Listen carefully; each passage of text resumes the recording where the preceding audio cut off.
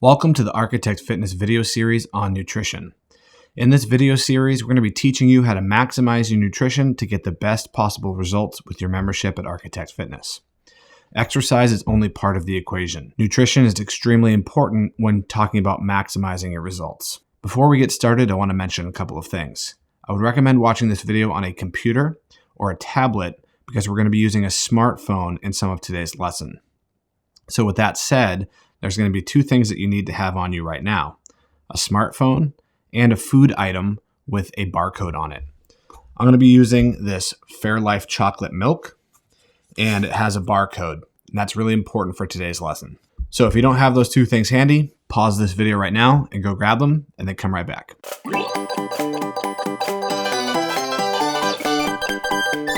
All right, now that we're ready to begin, let's talk about the nutritional strategy that we use at Arkitect Fitness. There's a lot of different diets out there. And even though people love labels and grouping things together, we don't really have a specific name for the strategy that we use, although the thing that would probably fit the best is what's called flexible dieting. You might have also heard of this diet as the macros diet, or IIFYM, which stands for If It Fits Your Macros. We're going to talk about what flexible dieting is briefly, but most of this video is going to be structured on how to implement the diet. In later videos in this series, we're going to dive into the science a little bit more in depth. But here's what you need to know. Most of our clients are either trying to gain weight in the form of muscle or lose weight in the form of body fat. It's pretty rare that a client comes in and they're trying to just maintain their body weight, although there are some people that are in that situation. The basics of weight change, either gaining or losing, are all about calories. In order to lose weight, you have to eat less calories than you burn. And in order to gain weight, you have to eat more calories than you burn. If your weight is staying constant, that means your calorie expenditure, your calorie output, is equal to your calorie input. Now, there's a lot of things that contribute to calorie output, and we're going to talk about those in a later video. But basically, your daily activities plus your exercise routine contribute to your calorie output, and your calorie input is anything that you eat or drink that might have calories in it. Now, you might be thinking, I thought calories in, calories out wasn't true. I've heard of diets where you're supposed to cut carbs or go low fat or cut out meat by becoming a vegan. We're not going to get super deep into the science today, but what I can promise you is hundreds, if not thousands of studies have shown the calories in, calories out model to be correct. And if you think about these diets that tell you to cut out a specific food or food group, like a low carb diet, essentially all they're doing is creating a calorie deficit by not eating as many carbohydrates. So let's talk briefly about flexible dieting and what it is exactly. Flexible dieting states you can eat basically anything that you want as long as it's within a certain amount of calories and still lose weight. Now, before we go any further, one thing I want to mention is, even though most of the language we're going to be using today is directed towards weight loss, the reverse of these principles works for weight gain as well. But the majority of our clients are interested in weight loss, so that's kind of how we frame the conversation. What is flexible dieting? Flexible dieting states it doesn't really matter where your calories come from. As long as you're staying in a calorie deficit, you are going to lose weight. The more specific of it is not just calories, but hitting a specific amount of macronutrients. Macronutrients is what makes up calories. We're going to get to that in just a little bit. But the first thing I want you to do is pull out your phone and download the app MyFitnessPal. It's a free app. They do have a paid premium version with some extra features, but most of what we need to do can be done with the free version. So download that right now and create an account if you haven't already, and log into the app so we can get started. Now, MyFitnessPal is going to give you a recommended amount of calories, carbs, proteins, and fats you should eat every day. Don't use those. By now, our nutritionist Katie should have emailed you with your own custom macros and calories. If you haven't received that email yet, press pause right now and shoot me an email and I'll make sure it gets taken care of. Now, I'm going to be doing this on a Google Pixel, but if you have an iPhone or phone that's different than mine, your MyFitnessPal might look slightly different, but for the most part, the functions are the same. All right, now that we have MyFitnessPal open, what you want to do is click on the three bars on the top left, and that's going to give you your list of options here: home, diary, progress, goals, challenges, nutrition, so on and so forth. A third of the way down, I want you to click the goals tab. Now that we've clicked the goals tab, you'll see you can enter in your personal information, starting weight, weekly goal, whatever. Don't worry about that so much right now. In the middle of the screen, you'll see nutrition goals. You want to click on that where it says calories, carbs, protein, and fat goals. Now, here is where ours are going to look a little bit different because I have the premium version of MyFitnessPal. So what you can do is click on any of the numbers here, carbohydrates, proteins, or fats. Click on the actual grams, and you're going to be loaded in a menu that has options to manipulate these in 5% increments. So you can only go from, for example, on my screen, 40 to 45% carbs, 30 to 35% proteins, or 25 to 30 to 35 fat, so on and so forth.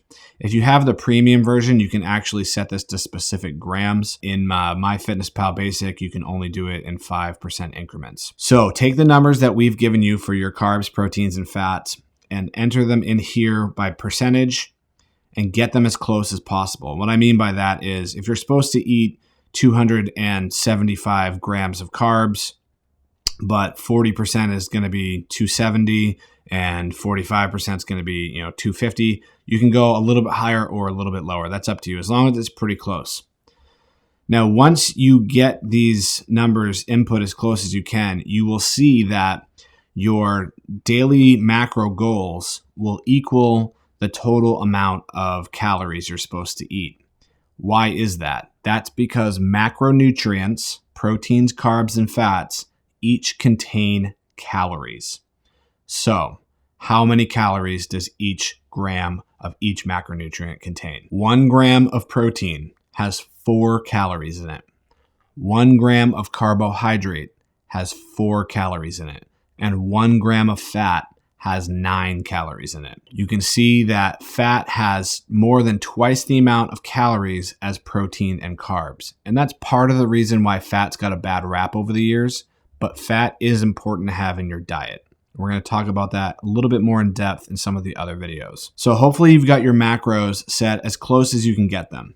If you do want to upgrade to MyFitnessPal Premium, you can set your macros specifically to the exact gram amount that we've provided. But basically with the normal free version of MyFitnessPal, it's saying, okay, you're eating 2,000 calories a day. 40% of that is going to be dedicated to carbs, 30% to protein, 30% to fat, or whatever the breakdown might be. Now that you have your MyFitnessPal set up, let's talk about how to track your food. We've already discussed calories in versus calories out is the name of this game. But telling you need to eat less calories than you burn every day to lose weight is kind of like saying if you want to be a millionaire, all you have to do is make $1 million more than you spend. That doesn't really tell us much about how to actually accomplish that. We can get a very accurate idea of how many calories we're eating every day by keeping a food log in an app like MyFitnessPal.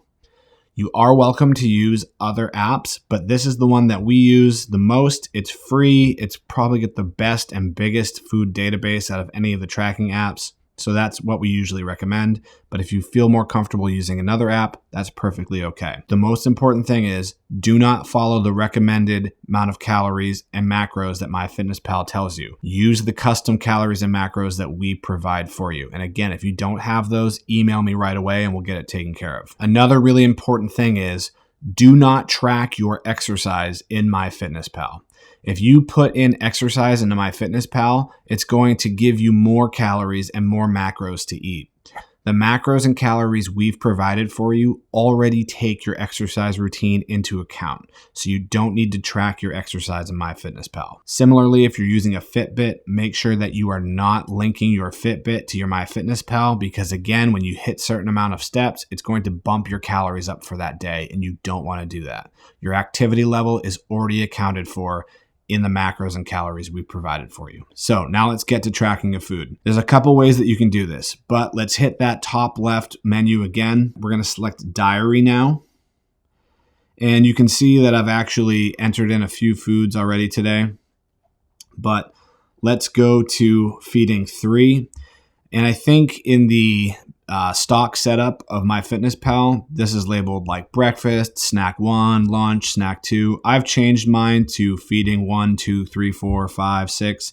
And the reason for that is I don't really eat a traditional breakfast or anything like that, so I label them as feedings. You can change that. That's up to you. If you look at the very top, you'll see this is displaying my nutrients remaining. So right now, as it stands, I have 154 grams of protein left, 81 grams of fats left, and 222 grams of carbs left to eat for the day.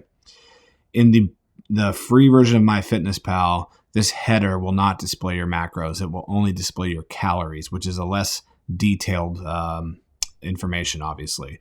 I think this header being customized is one of the best features of the paid version of MyFitnessPal, which is why I do it. Let's move on down, and I'm going to enter a food into feeding 3. So I'm going to click Add Food.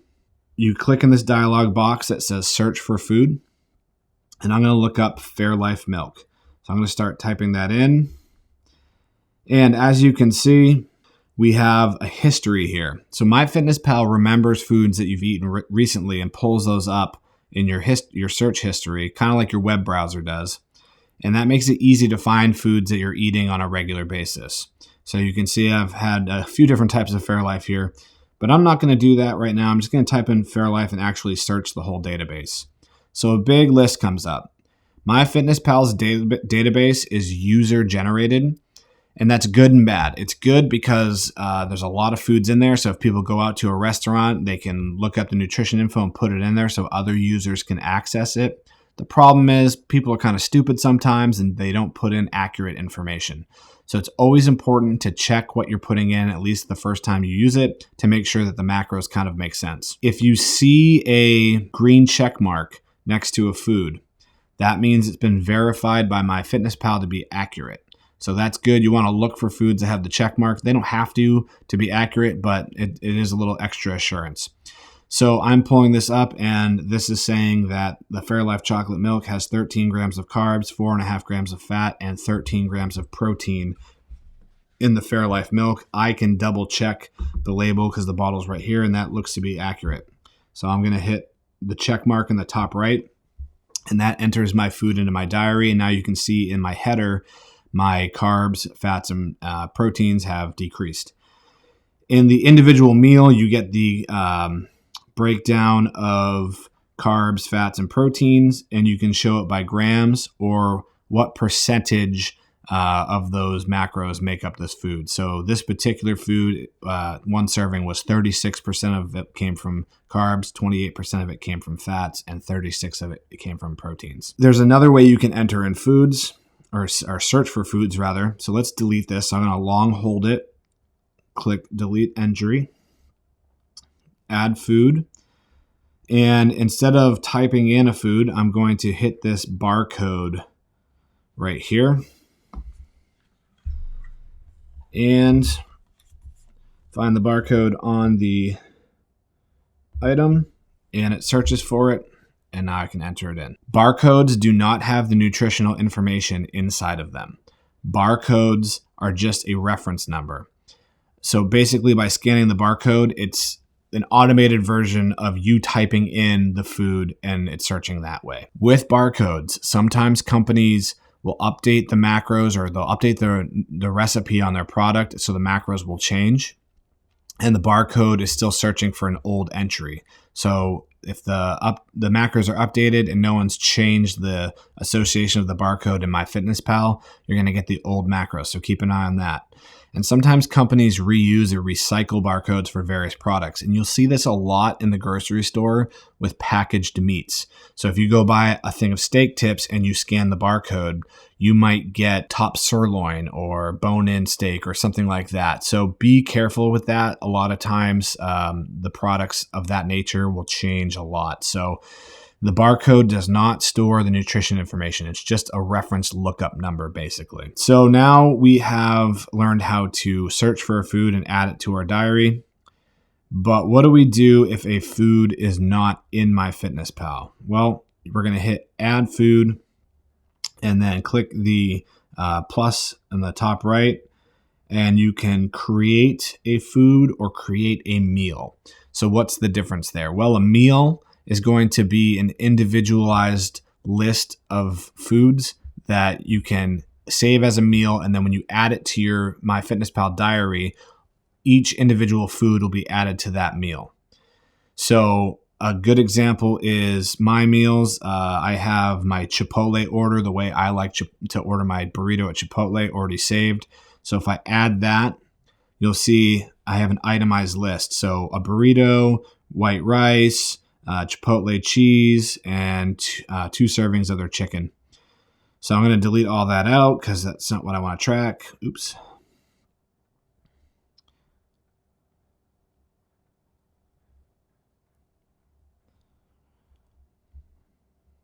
So we're going to go back to create a food. And then if you are searching a product that has the nutrition information on it, but it's not in MyFitnessPal, you would just follow the steps here, enter the brand name, enter the description, serving size, and then it's going to ask you about the calories, the carbs, the fats, the proteins. You enter all that in and you can save it, and then other people can now find that food. And of course, you can track it for yourself, which is really helpful. So here's what I want you to do. Before we go any further into the science, you need to build the habit of tracking your food. It's a skill. It takes a little bit of time to figure out. Once you've done it and you get in the swing of it, it's actually very easy, and it makes hitting your macros really, really easy to do. So I want you to use MyFitnessPal every day for the next 3 days. Track everything that you eat. Don't worry so much about hitting the numbers that we've provided for you. Just get in the habit of tracking your food, learn the ins and outs of the app, get more comfortable and in the habit of doing it, and then we're going to start worrying about getting close to those numbers. So in the next video, we're going to talk about nutritional compliance and what it means to be compliant with your macros, basically adhering to the flexible dieting strategy. And we're also going to talk a little bit more in depth about the calories in, calories out science, and debunk some myths as well. One last tip, you can actually send me a friend request on MyFitnessPal, and then you can look at my food diary to get an idea of what I'm eating, and that will give you some ideas on how to hit your numbers. Hopefully this video was helpful for you guys. If you have any questions, please send me an email right away, tony@architectfitness.com. Or if you're not a member and you're watching this video and you have some questions, we'd be happy to help you out as well. Just post them on the YouTube video comments. And of course, please subscribe to our channel, because on top of doing this nutritional content, we do a lot of stuff about training, mindset, and all kinds of other stuff. And we'll see you guys for part 2 coming up soon.